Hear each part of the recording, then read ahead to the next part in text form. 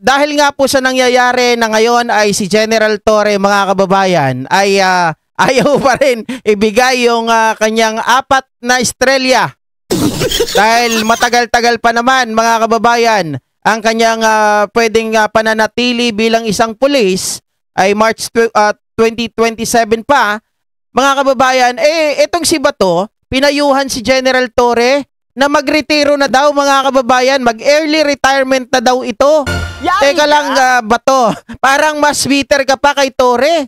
Samantalang si Torre, sabi nga niya sa kanyang pahayag kanina, mga kababayan, mga ka-GP Natics, ay ito. Di ba sabi niyang ganon, ay ako ay hindi galit sa Pangulo, nagpapasalamat ako. Ito pa, pakinggan natin.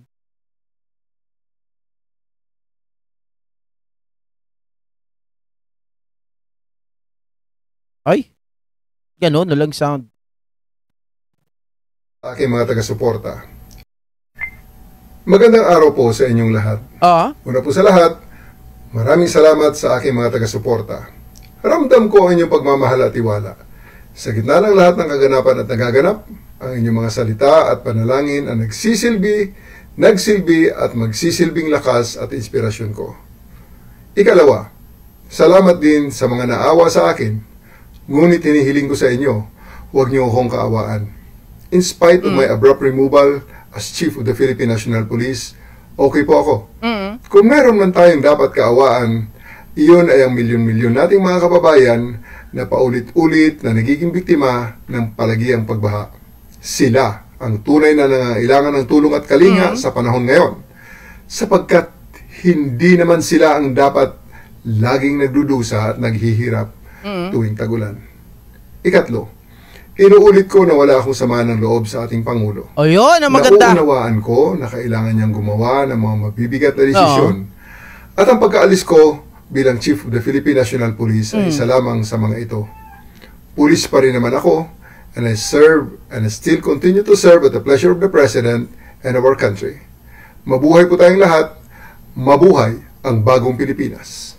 Yun ang maganda kay General Torre, no? Mga kababayan, talagang napaka-professional. Sa mga nagtatanong, sabi ni Tita Josephine Makatula, kung parehas pa din ba yung sweldo ni General Torre, yan ang hindi ko kayang sagutin kung parehas pa rin. Hindi ko pa nakikita kung hindi ko pa rin naririnig kung parehas pa rin yung kanyang sweldo sa pagiging Chief PNP. Pero yung katanungan naman ni Ma'am Allen Arsenas, kung pwede pa daw makabalik si General Torre, mga kababayan, bilang isang Chief PNP, mga kababayan, yan ay posible. Posible yan. Diba? Halimbawa, nagsawa ka agad si PBBM, mga kababayan. Etong kaya General Nartates, ayaw ko ng kanyang gawa.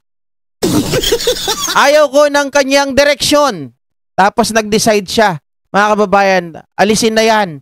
Tapos gusto ko ibalik si Torre, pwede po yun. Okay? Pwede po yun, mga kababayan. Okay? Pwedeng pwede. Kung may magsasabi sa akin na hindi pwede, sige, paliwanag nyo po kung hindi pwedeng mangyari yon. Lahat po ay may posibilidad na pwedeng makabalik si Torre kung halimbawa hindi po nag-perform ng maayos si General Nartates, pwedeng ibalik si Torre. Okay? O, sabi ni Moises Lubinaria, yes, pareho pa ang sweldo ni General Torre. Okay? Kung yan ay facts, mga kababayan, ito po sabi ni Moises Lubinaria, ay parehas pa rin daw. Engineer course yan si Torre, sabi ni Joselito Nacionales. Bato, kamukha mo na si Pacboy.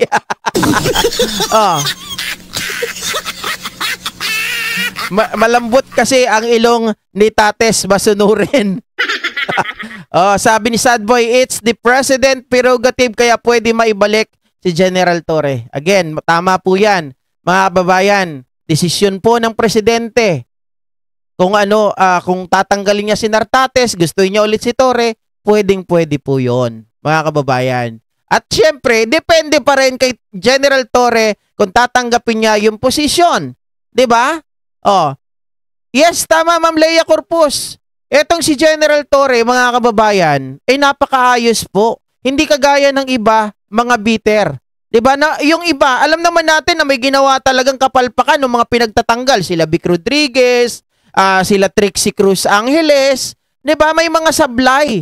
Mga kababayan, lalo na si Vic Rodriguez. Itong si General Torre, mga kababayan, kita nyo?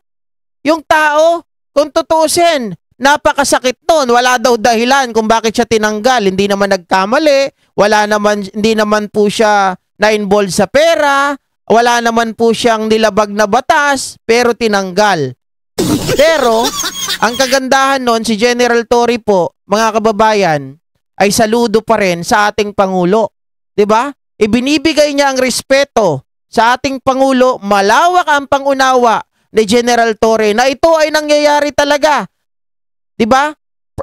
Apparently, mga kababayan, sinasabi pa nga ni General Torre, this has been happen many times in my career.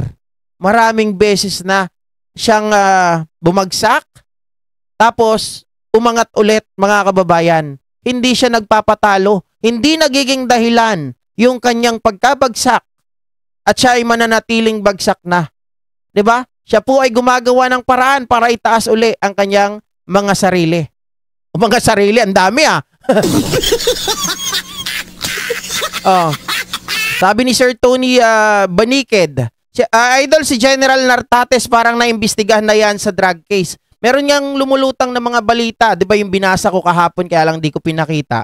Mga kababayan, mga weteng, mga parang sabong at kung ano-ano pa daw. Pero syempre dahil wala tayong nakitang facts single sa bagay na yon, ay ayaw na natin na ulit-ulitin, mga kababayan. Sabi ni Corazon Taiko, kinausap na siguro yan bago tinanggal.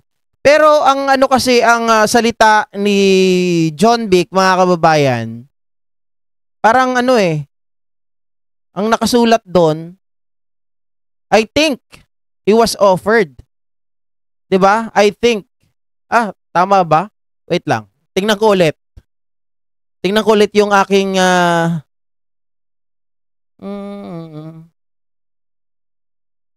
meron ako ditong Ano ba sabi dito? Ayan, sabi dito, PBBM thinking of appointing Torre to other posts. Pag sinabi mong thinking, not yet. 'Di ba? Wala pa. Ito naman ay pa to, noong August 26 pa. Yun yung pagkakabanggit ni John Vic. Tapos apparently, mga kababayan, bigla niyang sinabi that Torre has been offered, 'di ba?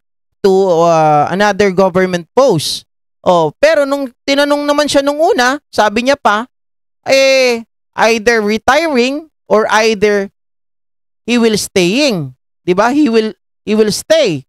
Sabing ganon. So medyo magulo yung mga sagot ni John Vic doon, mga kababayan. Pero again, dahil syempre tayo naman, mas gusto ko yung salita ni General Torre na napaka-straightforward pagdating sa bagay na ito, na wala siyang sama ng Pangulo at alam niya na ang Pangulo natin ay kailangan minsan, 'di ba? O lagi, mga kababayan, na talagang magdidesisyon ito ng mga mabibigat. Kahit na mabigat 'yan, kailangan gawin ng Pangulo. Pero mga kababayan, pakinggan natin ang pahayag ni Bato de la Rosa. Parang bitter pa ito lang, mas higit-higit kay General Torre. Kinalad tayong makakausap ang isa na sa mga itinuturing nating suking senador, suki ng programang ito. Ang dilit iba kundi si Senate Committee on Civil Service and Government Reorganization. Teka lang. Sabi dito, nilulusaw na nila yung missing sa bungero. Sabi ni Maria Pilasok, kaibigan pa yata si Estomo. Nakita nyo na sinasabi ko dito, ang isa pang maaaring maging dahilan, mga kababayan, yung missing sa bungeros, 'di ba, yung pagkakatanggal kay General Torre. Kasi General Torre, General Pajardo, General Macapa, sila magkakakampi. 'Di ba? Tapos sa kabila naman, mga kababayan, yung Napolcom, tapos sila Patidongan. Bahala na kayo diyan. Kung ano mangyayari. Professional Regulation Chairman, Senator Ronald De La Rosa. Senator De La Rosa, good morning. Johnny Bañez, Luna Sino, live na po tayo sa DWI. Totoo yun, Charito Sambrona. Balikan mo yung pinakita ko kanina. Walang pirma si General Torre doon sa gusto mangyari nitong si John Vic Remulla, mga kababayan, na kumuha o bumili po ng 80,000 unit firearms, okay, na nagkakahalaga ng 8 billion. through insertion.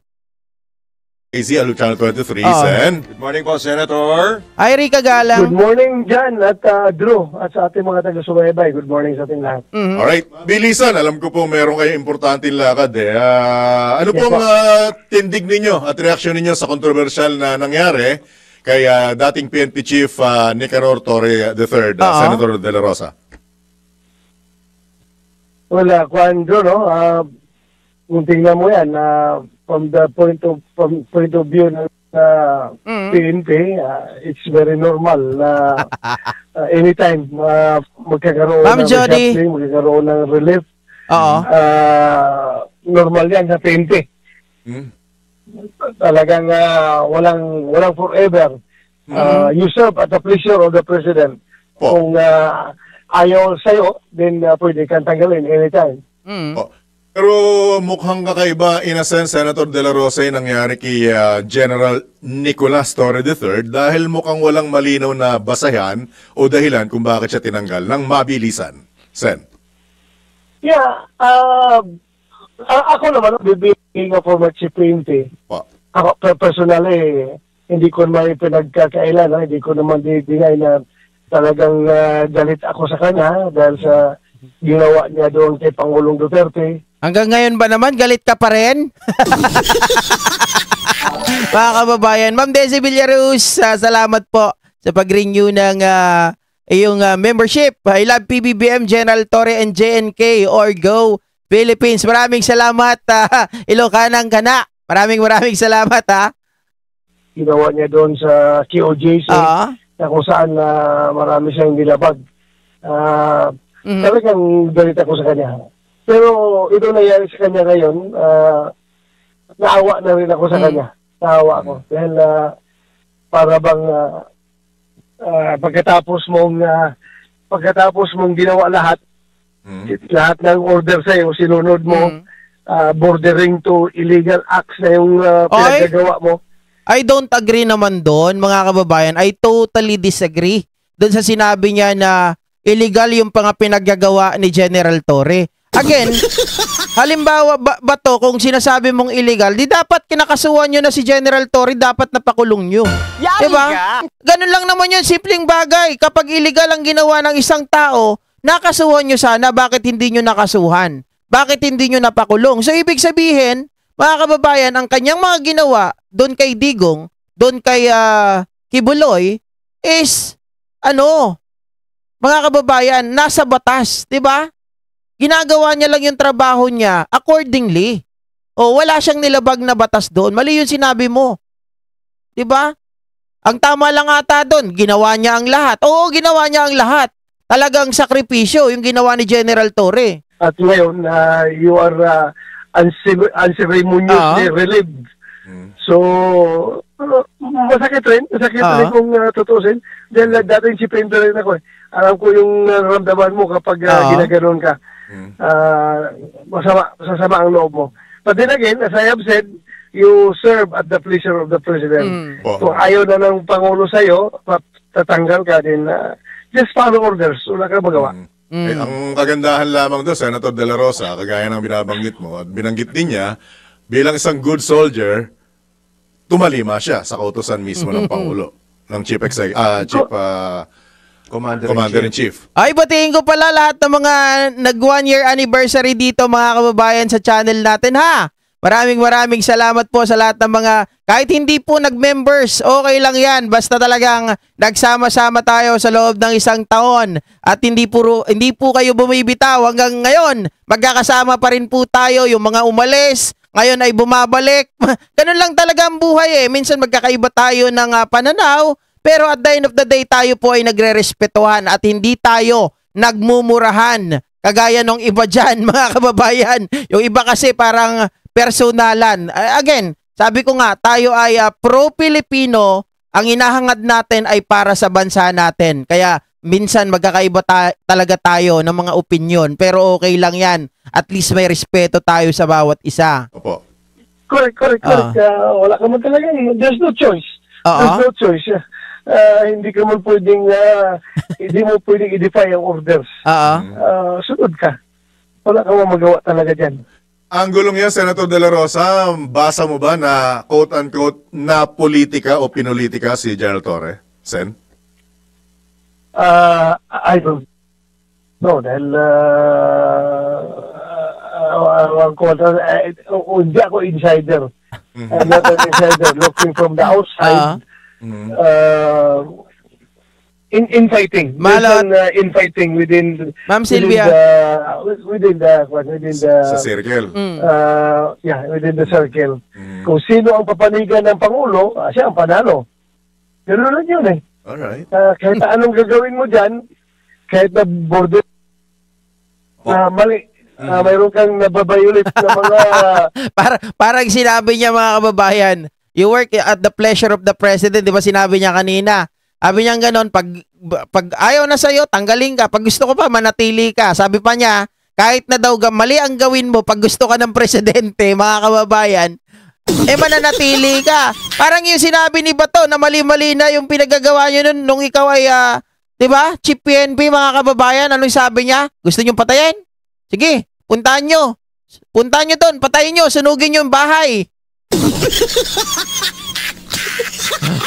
Tama ka nga naman, di ba? Tama ka nga naman. Pag sunod-sunuran ka kay Digong, siguro ganun yung gusto niya sabihin. Mga kababayan, mananatili ka sa pwesto. Magiging senador ka pa. Pag pulisiya, pero kung papanigan ka pa rin na Pangulo, din panalo ka pa rin. Senator, so ano pong may papayo nyo kay General Torre bilang isa ring dating PNP chief? I didn't expect this tool to be very useful when we are outdoors. Friends, look here, there is a hammer.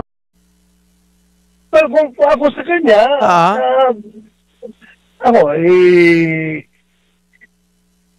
mas maganda siguro kung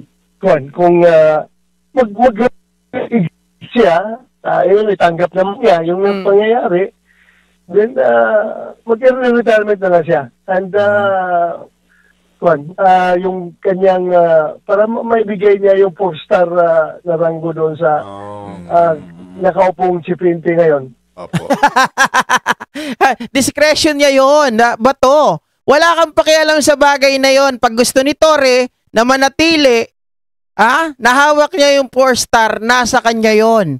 Although tanggap niya, mga kababayan, di ba? Wala siyang galit. Pero again, syempre, kahit sino naman, ako siguro kung sa akin nangyari yan, mga kababayan, syempre, akin munang nanamnamin. Mga kababayan, mga ka-GPnatics, ang sarap ng ako ay mayroong 4 na bituin sa aking balikat.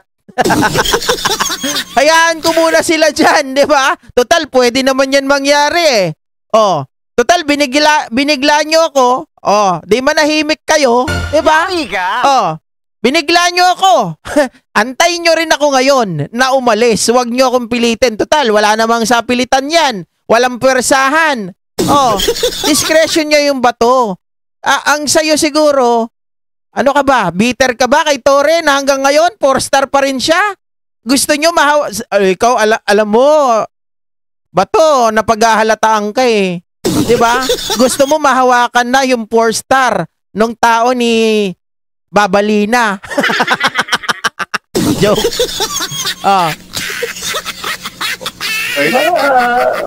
It's sure ako, yung statesmanship. Pagiging gentleman mo. Magasagarin mo na. Tama po ba, Sen? Bakit? Yes. Why hold on to that rank na ayaw naman tayo ng presidente, di ba? Ibigay mo na lang sa iba. Retire ka. Sen, kung halimbawa early retirement, lahat ng benepisyong nakalaan sa 4-star makukuha niya? Yes. Walang bawas po. Walang bawas.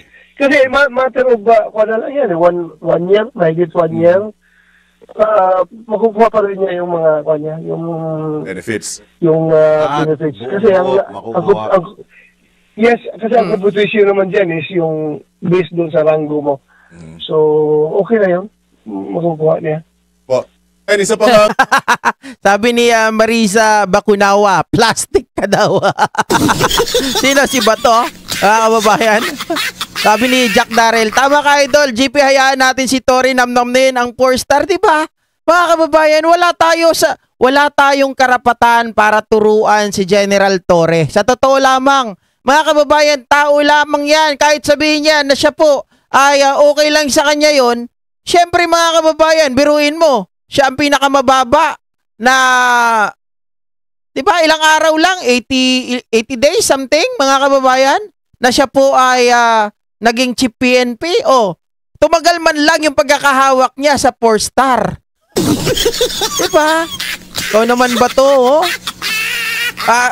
Ano ka rin eh, tawag dito, basag trip ka rin eh. Trip ni Torre, nanamnamin niya yung 4 na bituin. Ikaw ba to, maglagay ka na lang ng bituin sa ulo mo. Ha? Siguro pabato ka ng bato sa ulo mo, makakita ka ng 4 na bituin. Yun ang ibigay mo kay Nartates. Yari ka! Ang gulo, lumutang din to ng mga nakaraan na binanggit nga yung comparison Kumbaga, i-quote ko lang kumbaga ang Ayer crispy pata, ang PNPA lechong manok. May nakikita ka bang galaw ng mga kagaya mong Ayer sa nangyari kay General Torre, sir? Alam mo, isa pa yan, magandang katanungan din yan mga kababayan. Pero marami ang umangal din nung si General Torre ang naupo bilang chief PNP na nanggaling po sa PNPA. Marami mga natapakan, marami din po mga kababayan ang nasagasaan dahil naungusan yung sa PMAers. Paano? Mukhang binabanggit na... Puro pagkain yung... Ang binanggit kasi, Sen, mukhang gumalaw ang mga PMAer. Dahil mukhang may nasagasaan ng isang PNPA graduate na historically, kauna-unahan naging chief PNP. Kaya mukhang naisang tabi si General Torre, Senator. Mukhang ko naman yan. Depende kung yan ang pakiramdam niya, pero para sa akin, kung ganon, sino ba mga PMAer na gumalaw? I-identify niya. Bobo talaga to, no? Napaka-bobo talaga ni Bato. I-identify niya. Hindi naman si Torre ang nagsabi nun eh. 'Di ba? Assessment lang nung mga angkor yon na baka may mga gumalaw ng mga PMAers. Wala nga tayo naririnig kay General Torre na something bad about the government, 'di ba? Wala tayong naririnig sa kanya sa mga kabaro niya, wala tayong naririnig sa kanya doon sa mga PMAers. Ikaw naman ba to, hindi mo kasi pinakikinggan ng maayos? Hindi ka ba nanonood ng balita? Diba? Walang binabanggit si Torre na may kumilos ng mga PMAers para siya ay matanggal. At saka wala po yan sa balita. So ibig sabihin malayo sa katotohanan. Ang malapit sa katotohanan, yung 8 billion. Yari ka! Tapos yung NAPOLCOM resolution. Yung pagre-reshuffle ni Torre doon sa mga dosing opisyal at the same time parang doon sa missing sa Bungeros. Yari ka! Ito naman si Bato, napakabobo. Kaya identify niya kung sino yung mga premier na gumalaw at para makumbinsi si Presidente na tanggalin siya sa pwesto. Actually, hindi po galing sa kanya yun, Sen, po galing sa kanya yun, galing lang sa malikot na isipan ng mga kita mo na? Netizen at mga mamamahayag yun. Pero nakakagulat, baka sabihin niya si Bato gumalaw, kaya ako natanggal. Assuming ang napaka-assuming mo, Bato. Napahiya ka lang na sabihin mo, patunayan niya kung sino yung mga PMAer na gumalaw. Tapos biglang banat baka kasi sabihin niya si Bato. Assuming. Anyway, mga kababayan, halatadong-halatado na itong si Bato de la Rosa ay gusto nang ipasa ni General Torre, mga kababayan. Gusto niya na ipasa ni General Torre ang 4-star. Manigas kayo. Diba? Sabi nga nung isa dito kanina, mag-antay kayo hanggang 2027. Yari ka? Ito, sabi ni Banji Azay, sa 2027 mo na ibalik yung 4-star mo, General Torre, mag-antay sila, no? Mga kababayan, mas malala dyan na ka-JP si Bato, mas maraming naapakan na ano. Ano yung naapakan niya? Yari ka? Anyway, mga kababayan,